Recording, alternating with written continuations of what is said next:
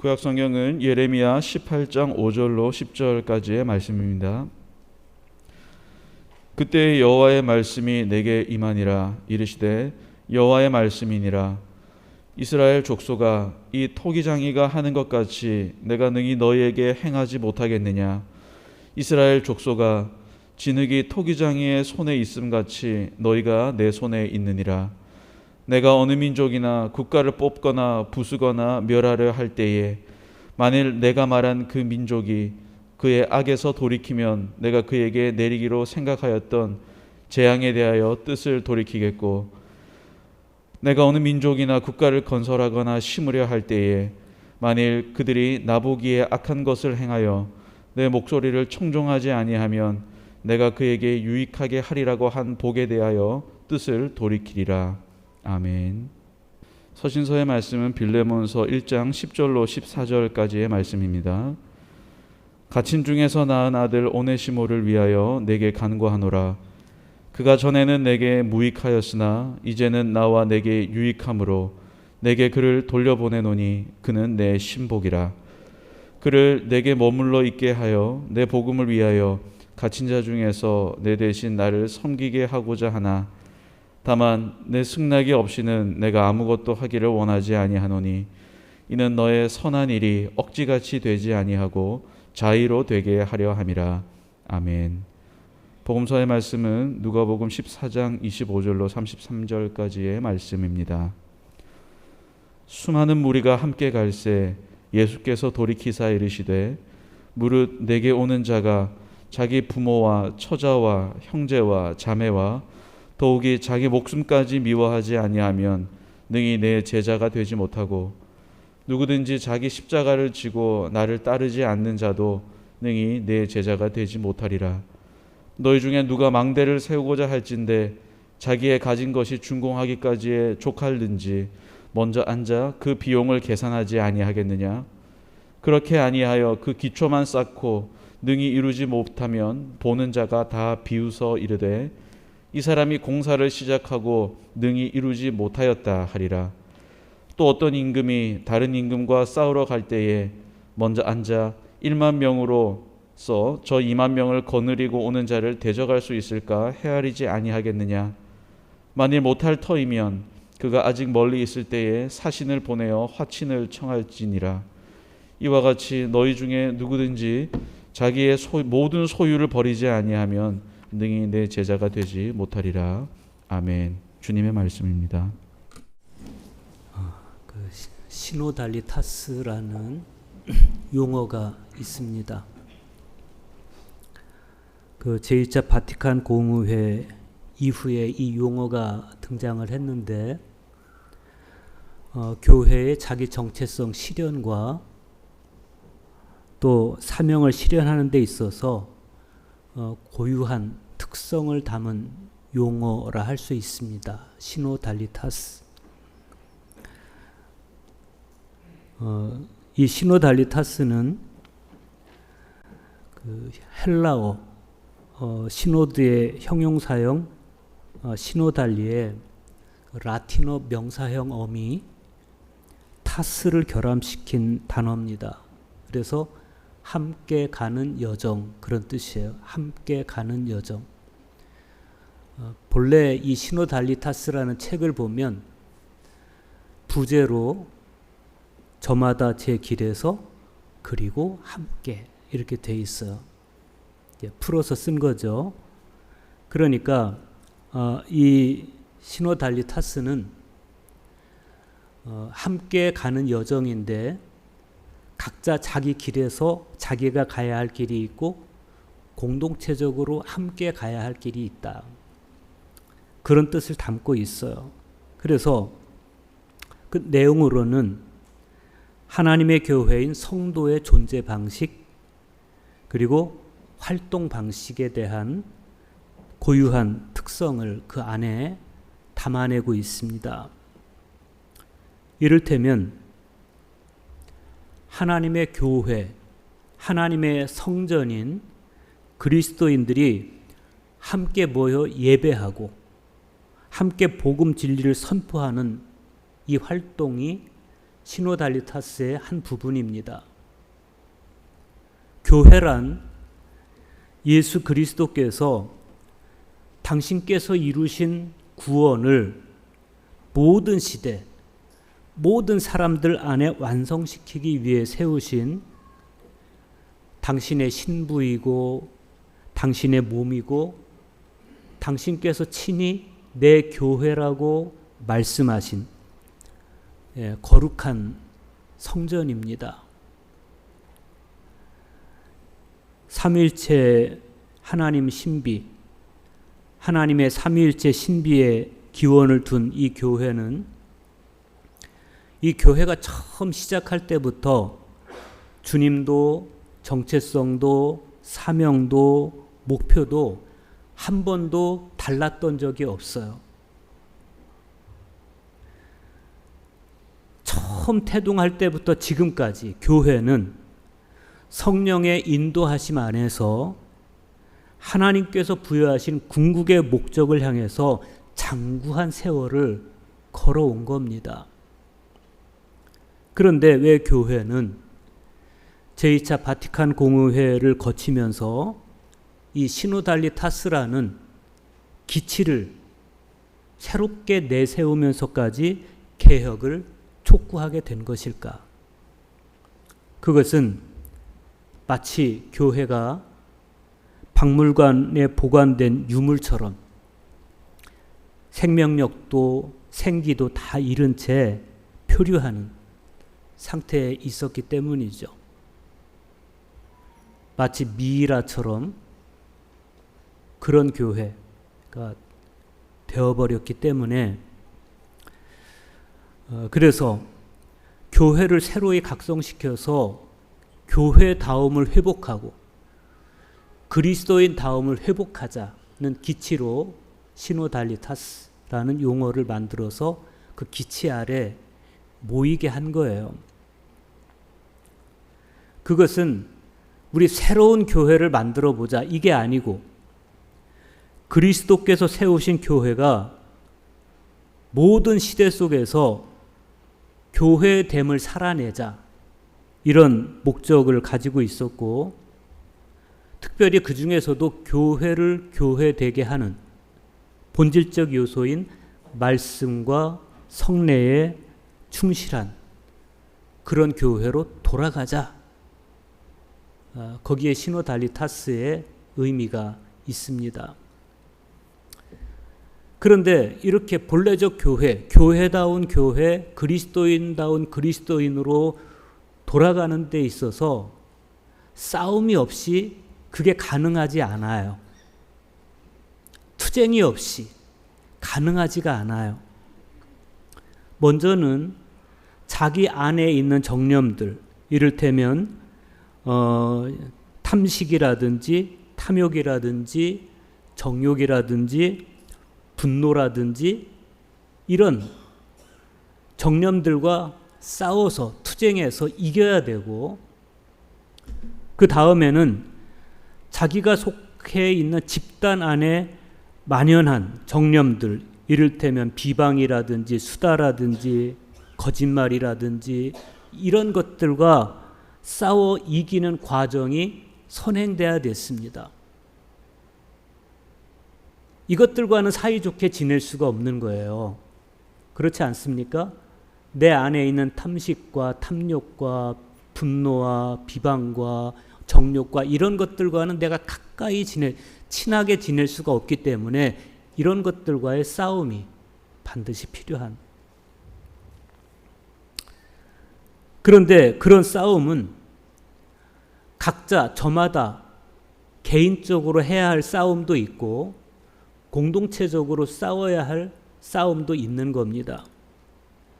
그런 면에서 오늘 성서 일과의 말씀들은 우리들이 각자 또 함께 치열하게 맞닥뜨려야 할 말씀들을 담고 있습니다.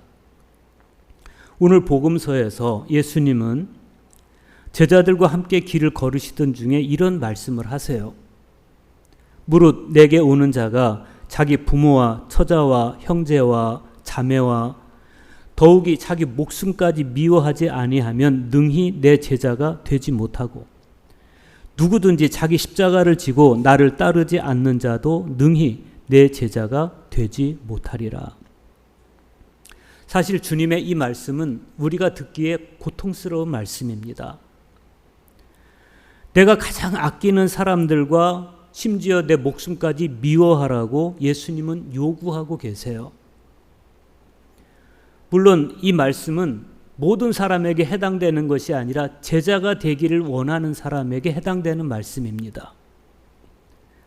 제자 도를 이루는 과정에는 숱한 시행착오가 발생하는데 이때 자기가 가장 아끼는 것들과 단호하게 결별할 수 있어야 믿음의 진보를 이룰 수 있고 보다 완전한 인간상을 향해 나아갈 수가 있다는 겁니다. 그런데 성령 강림 절기에 들어서부터 우리가 그동안 읽고 묵상해온 말씀들을 반추해 보면 예수님의 이 말씀이 갑작스럽게 나타난 건 아니에요. 12장 51절에 봐도 예수님께서 비슷한 맥락의 말씀을 하십니다. 내가 세상에 화평을 주려고 온 줄 아느냐? 내가 너희에게 이르노니 아니라 도리어 분쟁하게 하려 함이로다. 그랬습니다. 여기서 예수님께서 말씀하신 분쟁은 어떤 다른 사람들이 아니고 내가 가장 아끼고 사랑하는 가족과의 분쟁입니다. 아버지와 아들, 어머니와 딸, 시어머니와 며느리 사이에 벌어지는 분쟁이에요. 뿐만 아니라 지난주 말씀에서 바리새인에게 초청을 받아 가신 집에서 예수님께서 하신 말씀 역시도 가족과 연관된 말씀이에요.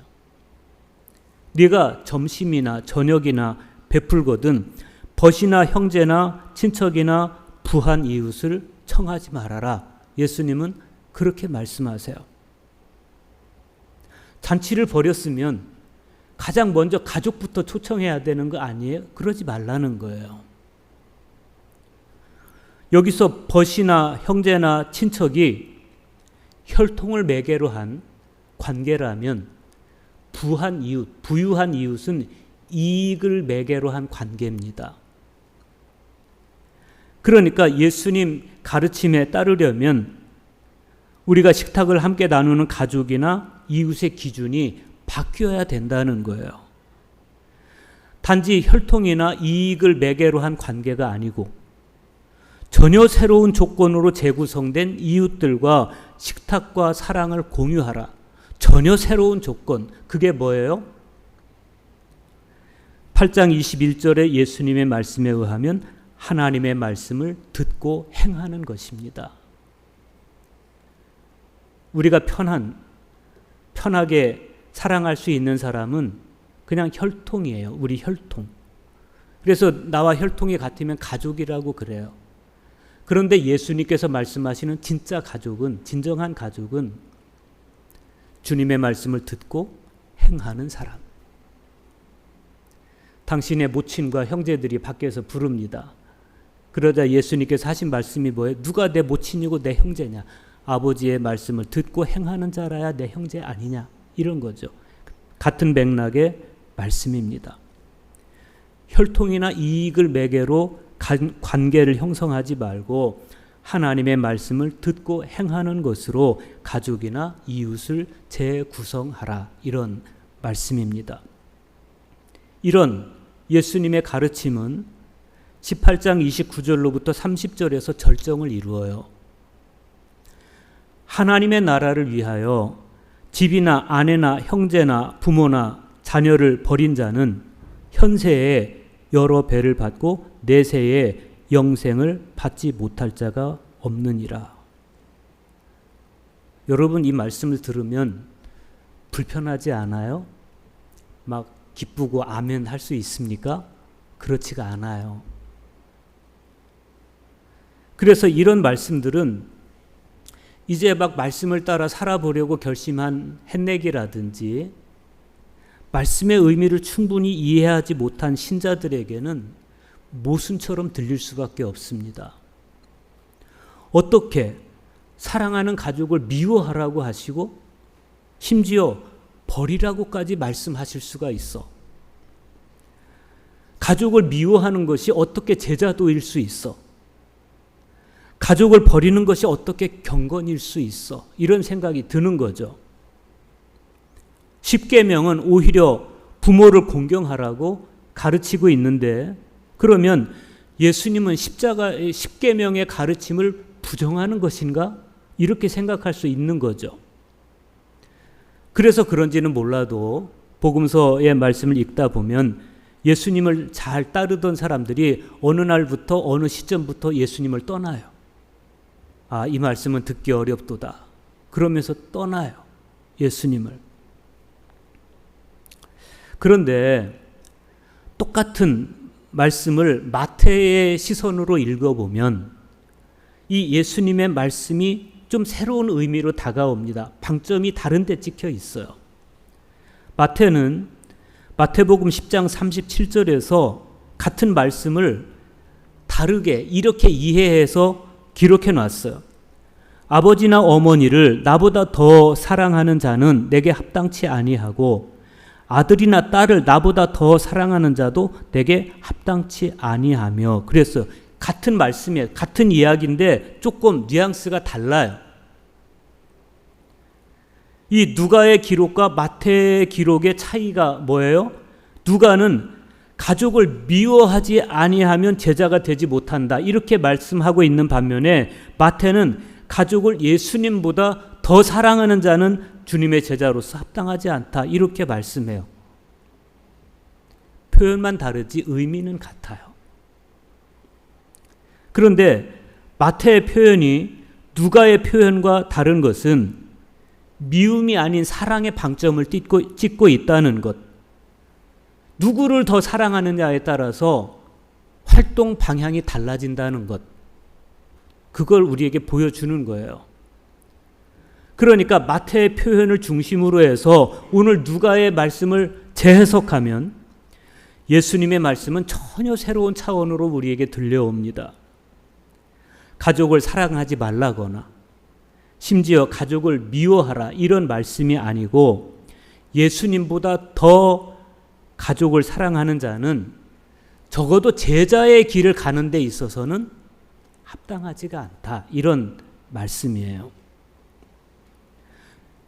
왜 그런지 보십시오. 혈육을 사랑하는 건 자연스러운 일이에요. 여긴 노력이 필요 없어요. 그래서 짐승들도 자기 새끼는 다 사랑합니다. 이 당연하고 자연스러운 가족 간의 사랑은 특별하게 그 사랑을 하기 위해서 굉장한 희생을 치르지 않아도 가능한 사랑이에요. 그런데 예수님을 사랑하는 것은 그건 자연스러운 사랑이 아니에요. 예수님을 사랑한다는 것은 예수님의 가치에 동의하는 것이고, 예수님께서 당신 목숨을 버리면서까지 소중하게 여기신 것을 나도 사랑한다는 의미가 있는 겁니다. 그래서 예수님을 사랑하는 것에는 예수님이 그러셨듯이 내가 소중히 여기는 것을 버리는 희생이 반드시 전제될 수밖에 없는 겁니다. 이 희생은 가족을 사랑하는 것만큼 사랑해서는 될 수가 없는 거예요. 예수님께서 나를 사랑하신 것만큼 나도 예수님을 사랑해야만 내가 소중하게 여기는 걸 모든 것을 희생시키고 또 예수님께서 소중하게 여기신 것을 나도 사랑할 수 있게 되는 겁니다. 그래서 제자도의 핵심은 변혁이에요. 변혁. 주님을 따르는 제자가 되기 위해서는 단지 예수님을 따라 살아가는 것에 대한 이런저런 정보를 습득하는 것, 그것만으로는 부족합니다. 예수님을 따르기 위해서는 예수님을 절대적으로 사랑해야 되고, 그 사랑은 우리의 내면을 변혁으로 이끌어서 마침내 예수님과 삶과 죽음을 함께 하도록 만드는 겁니다. 그래서 예수님은 부모와 형제와 자매를 미워하는 것, 여기서 한 걸음 더 나아가서 네 목숨까지도 미워하지 아니하면 제자가 될 수 없다. 이렇게 말씀하시고 자기 십자가를 치고 나를 따르지 않는 자도 내 제자가 되지 못한다. 이렇게 말씀합니다. 주님의 이 말씀은 제자가 될 준비가 되어 있지 않은 사람들에 대한 경고의 말씀입니다. 이어지는 말씀을 읽어보면 예수님께서 제자가 될 수 있는 준비를 두 가지로 말씀하세요. 두 가지로. 첫 번째 예는 망대를 세우는 작업이에요. 망대를 세우는 작업을 예로 제자가 될 준비에 대한 말씀을 하십니다. 망대를 세우는데 비용이 얼마나 드는지를 미리 계산하지 않고 망대를 세우려 한다면 기초만 쌓고 끝나버리지 않겠느냐, 그런 거예요. 두 번째 예는 전쟁입니다. 어떤 임금이 전쟁을 시작하려면 전쟁을 치를 만한 군사력이 있는지를 먼저 살펴봐야 됩니다. 군사력이 부족하면 전쟁이 시작되기 전에 아예 가서 평화협정을 먼저 맺는 것이 훨씬 현명한 것이다. 그런데 보십시오. 우리가 지어가는 믿음의 집은 단지 망대를 세우는 것보다 훨씬 더 중요하고 훨씬 더 복잡한 작업입니다. 뿐만 아니라 우리의 전투 상대는 인간이 아닌 어두운 세계의 지배자들과 하늘에 있는 악한 영들입니다. 뿐만 아니라 우리 내면에서 끊임없이 소요를 일으키는 온갖 육적인 생각과도 우리는 싸움을 해야 됩니다. 그래서 준비가 되어 있지 않으면 우리는 내 믿음의 집을 지을 수도 없고 우리는 악한 영들과 싸울 수도 없어요. 그러니 당연히 제자의 길을 걸어갈 수도 없는 것이죠. 시선을 오로지 해서 주님을 바라보지 않는다면 우리는 이 영적 전투에서 승리할 수 없습니다. 그래서 예수님을 향한 우리의 사랑은 혈육을 나눈 가족을 사랑하는 것보다 훨씬 더 구체적인 사랑이어야 하고 뜨겁고 깊은 사랑이어야만 하는 것입니다. 제자의 길은 한 번의 은혜의 경험과 결단으로 끝나는 것이 아니에요. 죽는 순간까지 예수님과 함께 걸어가는 수행의 여정입니다. 중요한 것은 이런 제자의 길이 우리에게 어떻게 가능하겠느냐는 겁니다. 우리는 숱하게 좌절하고 깨어지면서 불완전한 존재로서 제자의 길을 걸어가는데 그렇게 숱하게 깨어지고 다시 일어나는 과정에서 우리를 참된 제자로 빚어 가시는 분은 바로 하나님이세요. 무엇으로? 당신의 말씀으로. 오늘 구약의 말씀에서 에레미야 선지자가 바로 그 사실을 우리에게 이야기합니다. 에레미야 18장 6절 보십시오. 여호와의 말씀이니라. 이스라엘 족속아, 이 토기장이가 하는 것 같이 내가 능히 너희에게 행하지 못하겠느냐. 이스라엘 족속아, 진흙이 토기장이의 손에 있음 같이 너희가 내 손에 있느니라. 여기서 하나님은 당신을 토기장이에 비유하십니다. 이스라엘의 운명은 토기장이의 손에 들린 진흙처럼 하나님 손에 들려 있다는 겁니다. 흙이 원해서 그릇의 질이 결정되는 게 아니에요. 모든 판단의 주체는 철저하게 토기장이입니다. 토기장이가 마음에 안 들면 그릇이 원치 않아도 그 그릇은 깨뜨려 버리고 말아요.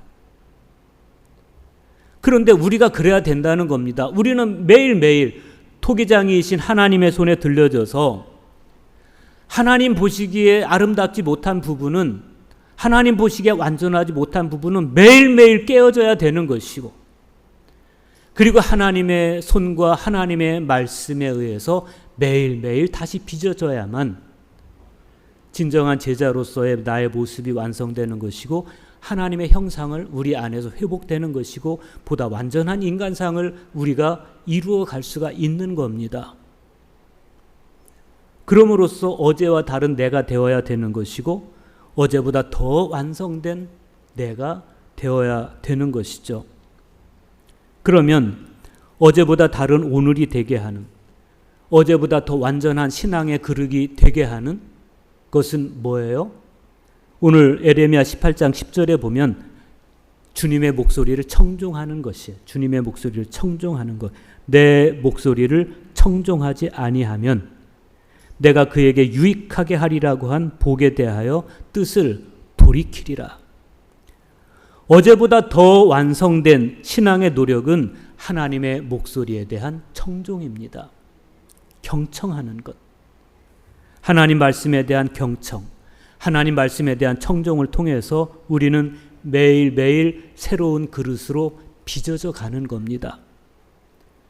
지금 내가 서 있는 역사의 현장과 지금 내가 살아가는 삶의 자리에서 말씀에 청종하는 삶, 말씀을 경청하는 삶이 주님의 제자로서 우리의 삶을 아름답게 만들어가는 외길이에요. 그 길 외에 다른 길은 없다는 거예요. 오늘 서신서의 말씀은 오네시모에 관한 이야기입니다. 빌레몬서 1장 11절입니다. 그가 전에는 네게 무익하였으나 이제는 나와 네게 유익함으로 네게 그를 돌려보내노니 그는 내 신복이라. 이 오네시모는 그 삶이 온통 깨져버렸다가 하나님의 손에 의해서 다시 빚어진 사람이에요. 이 사람은 본래 빌레몬의 종이었습니다. 그런데 무슨 이유인지 몰라도 빌레몬에게서 도망쳐 버렸어요. 사도 바울이 이 오네시모를 갇힌 자 중에서 낳은 아들 오네시모 이렇게 부르는 것을 보면 빌레몬에게서 도망쳐 나온 이후로 이 오네시모가 또 다시 무슨 범죄를 저지르고 감옥에 들어가요. 그리고 거기서 바울을 만난 거예요. 그리고 바울에 의해서 말씀으로 새롭게 빚어지는데 전에 말씀으로 새롭게 빚어지기 전에 오네시모는 무익한 사람이었다는 거예요. 바울의 표현에 의하면 무익한 사람이었다. 그러나 말씀에 의해서 다시 새로이 빚어진 오네시모는 나와 모든 사람에게 유익한 사람이 됐다는 겁니다. 시노달리타스가 이루어진 거예요. 저마다 제 길에서 그리고 함께 주님의 참된 제자로 빚어지기를 원하십니까? 그렇다면 우리는 말씀을 청종해야 됩니다. 말씀을 통해서 하나님에 의해서 새로이 빚어져야 됩니다. 그 빚어짐을 위해서 우리는 먼저 내 생각을 버리고 하나님 목소리를 청종해야 됩니다. 그렇게 먼저 말씀에 의해서 새로이 빚어지고 그 다음에는 성찬에 참여해서 그리스도의 몸과 결합되는 과정을 거쳐야 됩니다. 이 모든 과정에 성령께서 함께 하십니다. 세상죄를 지고 가신 하나님의 어린 양이신 그리스도께서 우리를 위해서 희생당하신 것을 기념하는 희생제사, 이 성찬에 참여함으로써 주님께서 내 안에 들어오시고 나는 주님 안에 거하게 되는 신앙의 신비가 이루어지는 거예요. 뿐만 아니라 그리스도 안에서 한 몸을 이루는 신자들과의 일치가 주님의 살과 피를 우리 안에 함께 모시면서 이루어지는 거예요. 아니 성찬에 참여해서 포도주 마시고 떡 먹었다고 우리가 한 피 받아 한 몸 이룬 형제요 자매가 돼? 어떻게 그것이 가능해요?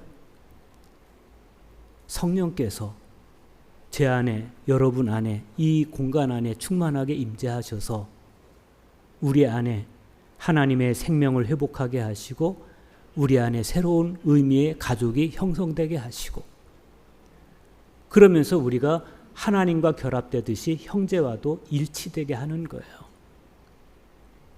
그런 형제가 얼마나 중요합니까? 그렇게 그리스도 안에서 한 몸을 이루는 신자들의 일치가 이루어짐으로써 우리는 그리스도에게 나와서 그리스도를 통해서 살며 그리스도에게로 나아가는 존재가 되는 것이죠.